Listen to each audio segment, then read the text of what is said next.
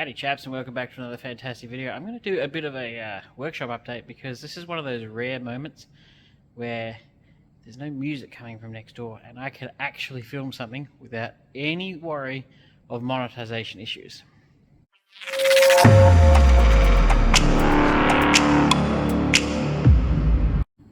Howdy chaps, and welcome back. A bit of a workshop update on everything. I finally have 5 minutes to myself where I can actually film something, and it's not on their behalf, but the walls in here are so thin that music that's played in either one of these two sheds can be heard clear as day through here. And if you're wondering why I haven't put many videos out, it's because the lad next door, I've never seen someone work quite as much as he has. He does 10-hour days, 6 days a week. He works mental amounts of time. I suspect he might be single. But yes, he plays music quite loud, and I can't film with music going. It's just YouTube. Anybody who knows YouTube and does videos will know that to make money, it doesn't matter if you're not making money, but if you want to make money on YouTube via ads and revenue and stuff like that, you can't have music in the background. Well, you can, but it can't have any royalties in it. So normal music that's played on the radio, that's a no-go zone. So enough about that. That's why I haven't put many videos out, because I simply cannot, because of that issue. So I've got to figure out a way where I can get around that, and I can't just go, hey, turn your shit down, because that's not very fair. It's not his fault that I can't film videos. So yes, it's neither here nor there. But anyway, enough of that. Working quite furiously on this. This car is next for the business to finish and get out, because it was only a stone's throw from being there anyway. So finishing it off. There's another coupe back there. That one's a freshie that needs to have a mountain of work done to it. This one's been sort of in the works, waiting for a couple of years. So when people say, hey, can you do something, I usually say no, because the time waiting for things is pretty incredible. And I don't know, I picked up these seats on my last trip. I might have said that in the last video, but I was going to put them in the XW, but I might move them on. I'd really like to put proper XY seats in the thing, which are obviously shorter and the bases are fatter. And so, I mean, if somebody out there wants some XB Fairmont seats for a, you know, not asking $1 jillion, but, you know, you hit me up, I might be able to work something out. I have an XY diff here. That was out of the other car. So that's up for grabs. If somebody hits me up and wants to send me some fundaroonies, I'll send that. Well, I won't send it, you'll have to come get it. But and you might think, a Borg-Warner diff, no real thing, can't be worth 2 nubs of cold, you know what. However, these diffs, XY diffs, are particularly useful in these and XA and Bs, because the diff is, I think, 2 inches narrower, but it's narrower at this end, between here and here. So that bit to that bit, they bolt straight into a coupe, and because the track is narrower, you can put nice big wheels under the back without any real issues. And I talk from experience. So if you have wheels that are, you know, rubbing the guards, put an XY diff in it, and it should solve your problems, because it brings the wheel in. So yeah, I'd like to shift that off, and maybe the seats, I'd like to free up some funds. Over that, still tons and tons of things to do. Should be actually palming this up slightly. I think that's the tail shaft for the XW that is coming up the pecking order intimately. Hello. It's coming up very shortly, if I could learn how to speak English. So waiting on an inner sill panel and the little joining piece that goes, and then I will be doing, or attempting to do, a video on putting the sill panel in. As you can tell, she's a little bit sad down in that region, and I'm doing the sill panel because well, one, look at that. I don't know if that's going to go back to how it was. I don't know. We'll find out.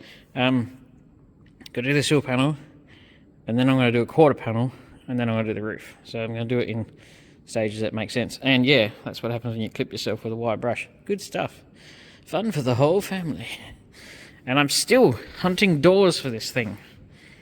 I want really nice doors. I only need 3. I need the right doors and 1 left front door and a pair of guards.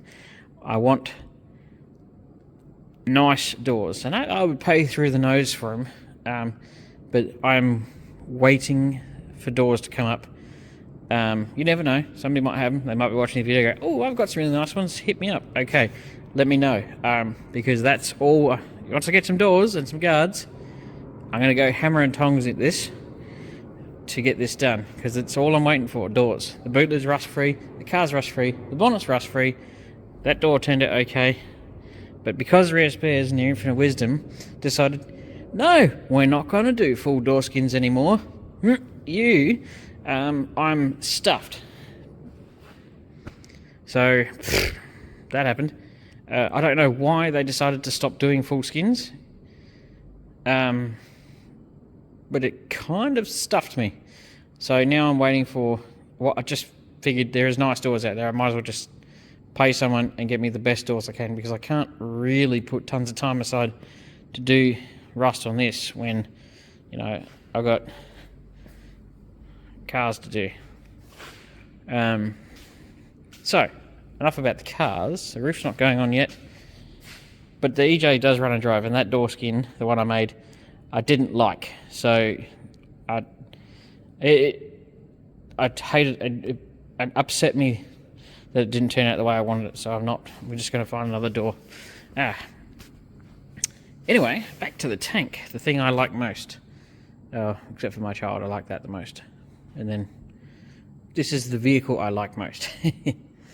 So, as you saw in that 21-second clip, the tank spins over. The wiring is sorted, and I am currently waiting on, and I don't know why the couriers in Adelaide seem to be taking their sweet time, but I'm waiting on fittings and hoses and stuff, because I need to run oil lines from the gauges, I need to run fuel lines and a few things like that, and I'm using Speedflow stuff, because it's of Speedflow. I found out it's actually made in Australia. I didn't know that.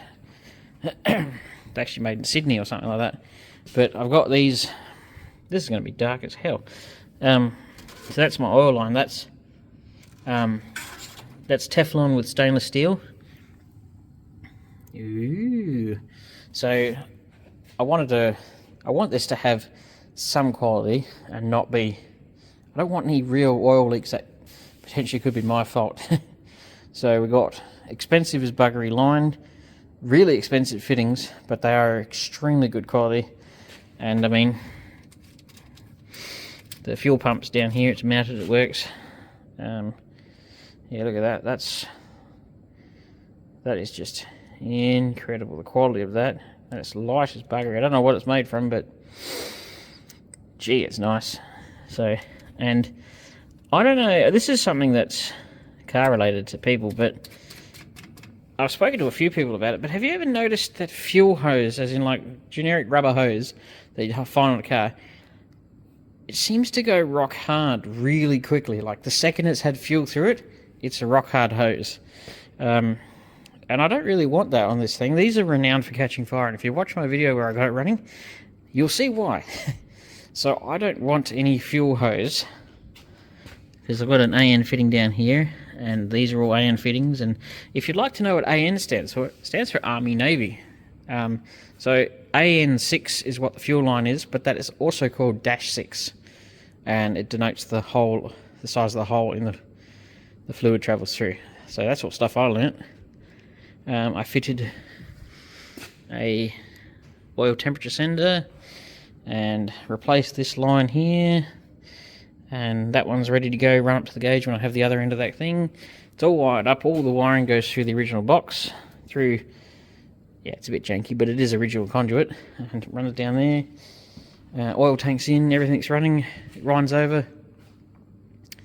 and the fuel priming system, which is another beautiful fitting there, that is going to be run off of the, you'll be able to prime it exactly how the factory had it, via that really nice fitting that a lovely viewer gave me for the tank. So that's a little primer. I think it's out of an aircraft, but I only had to change the fittings on it because it had Dash 2 fittings, and apparently that's almost non-existent these days and nobody uses it, so they've been changed to Dash 4, so that can pump a bit more fuel through. But that will be fitted, and you will be able to sit in the driver's seat and prime it up like original. So in theory, the whole tank should run and drive like it's original.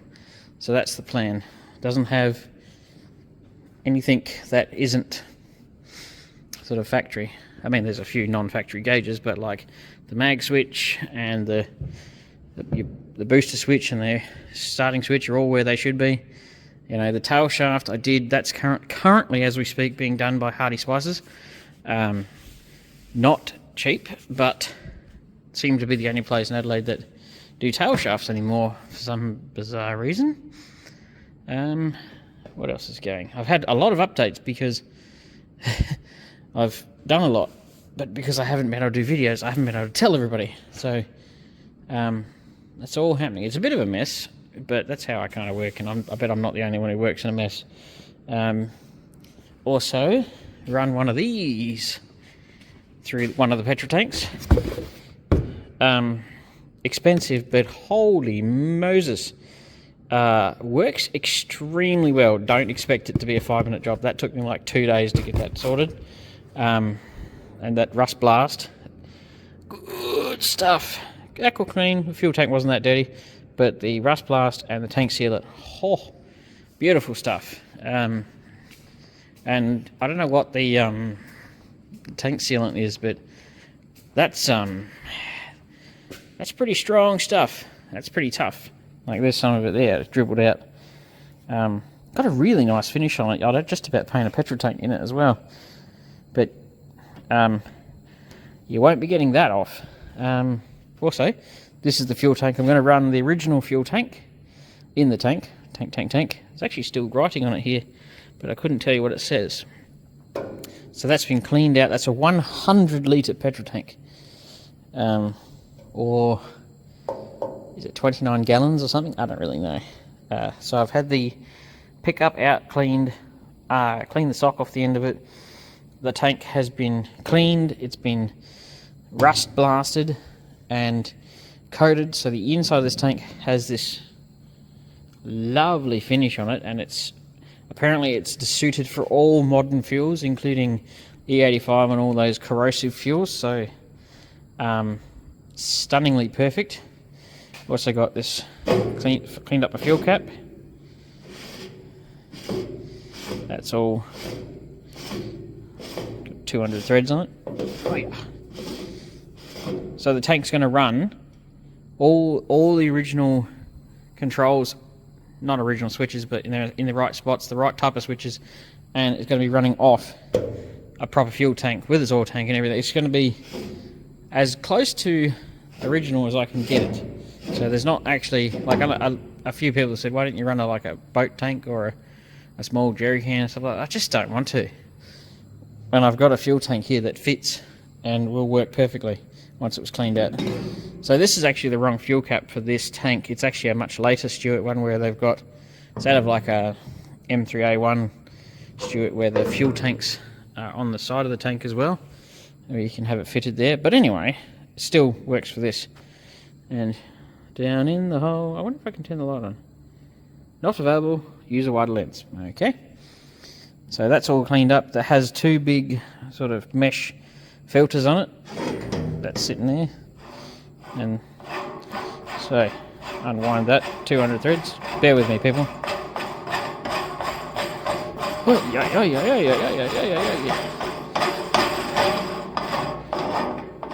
Huzzah! Right, so that's how the tank goes in. Then you put the armoured plate over the top. Then you put your locking ring over the top. And yes, I realise I probably could have explained it without having to take it off, but it does show how nicely the threads work. And then You wind that down to the armour plate and put your fuel in, cap on. I'm pretty sure it's probably something like an aircraft petrol cap, but it is a Stewart petrol cap, and it is very heavy. Huzzah! Me hearties. But yes, we're going to be running the original fuel tank in the tank. If I get my lines tomorrow, I was going to try and get it running this weekend, but I just don't have everything lined. All my ducks didn't line up, some of them ran away, so I'm probably be next week. So I'm hoping to film that, and when the tail shaft arrives, then I'll drain all the diesel fuel out of the gearbox, put the brake bands in, fit the tail shaft, put 20 litres of oil in the gearbox, and then we can attempt a first drive. And that was going to be such an epic moment.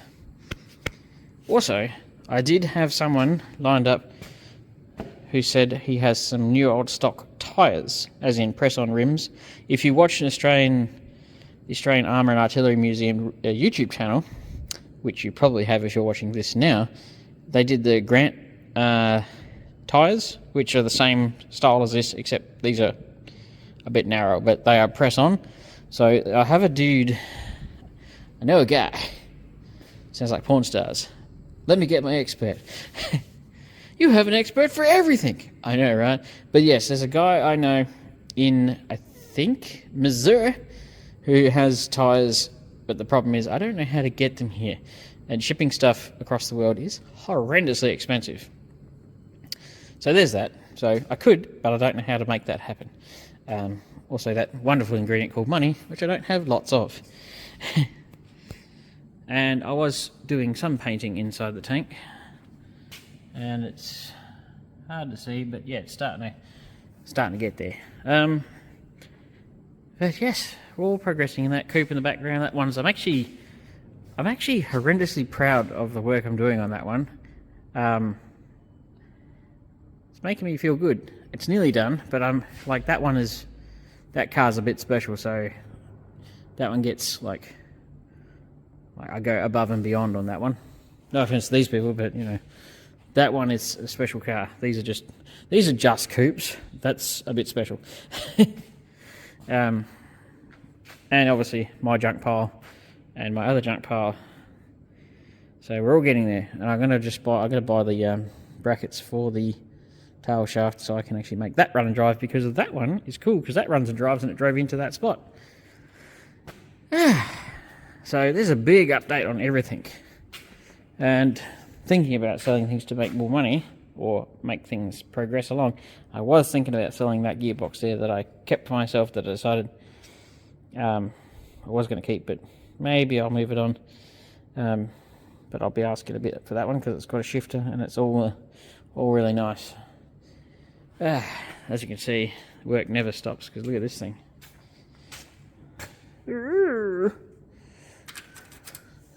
What was that? Where's the giant kaboom? It's supposed to be an earth-shattering kaboom. Never mind, that's an old cartoon. Anyway, I hope you enjoyed this bit of an update. Bit of a mess here and there. If you need XY tail lights, let me know. I've got some spare for some reason. Still chasing a XW tail light, which is throwing a couple of people that go, where is an XW and XY? It's an XW, it just has the wrong tail lights in it. Well, one wrong tail light. So, it's all happening. Flippy! Alright, chaps. I hope you've enjoyed this video. It may not be that exciting, but it is an update. And it does explain why I haven't done many videos, because of the music. It's not his fault. He works his butt off. And that's good. But it has derailed me slightly, but that's not his fault, and I don't blame him. And I don't think it's fair that I go and tell him to turn his music down for my crap. So I've just got to work it in with everything else. But, also, yeah, go follow along Don Strix. Good stuff. His ute is coming along beautifully. And Byron, Down the Shed with Byron, he came through the other day. He's very close to 5,000 subscribers. You should better go along and just click that subscribe button, get him across that line. See you around, chaps.